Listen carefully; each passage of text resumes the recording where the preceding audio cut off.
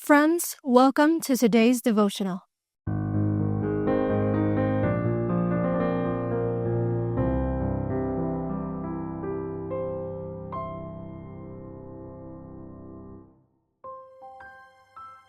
Our Bible text today is found in Genesis 32, verse 26.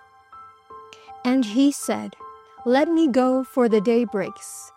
But he said, "I will not let you go unless you bless me."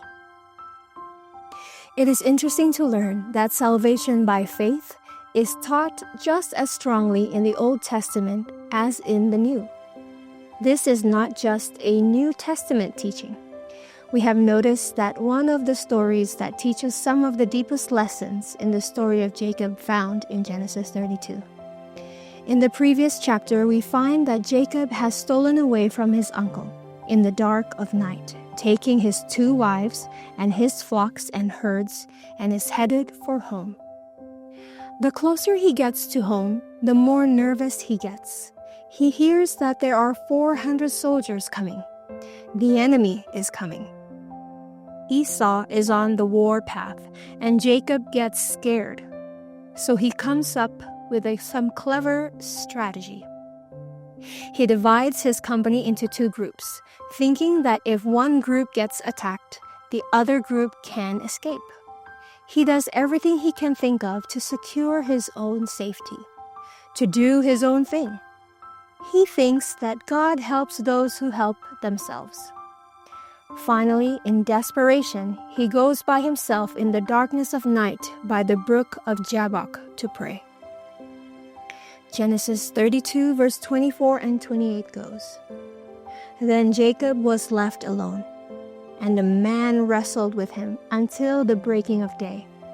Now when he saw that he did not prevail against him, he touched the socket of his hip. And the socket of Jacob's hip was out of joint as he wrestled with him. And he said, 'Let me go, for the day breaks.' And he said, 'I will not let you go unless you bless me.' So he said to him, 'What is your name?' He said, 'Jacob.' And he said, 'Your name shall no longer be called Jacob, but Israel, for you have struggled with God and with men and have prevailed.'" From this story, we learn 2 major things. First, conversion and absolute or constant surrender do not necessarily come at the same time in one's experience.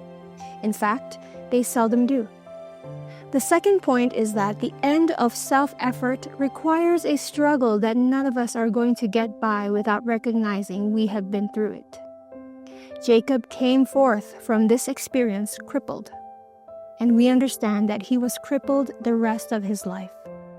We will know when such an experience happened. You may not know when you were converted, but you are going to know when you go through the kind of crisis that Jacob did at Jabbok.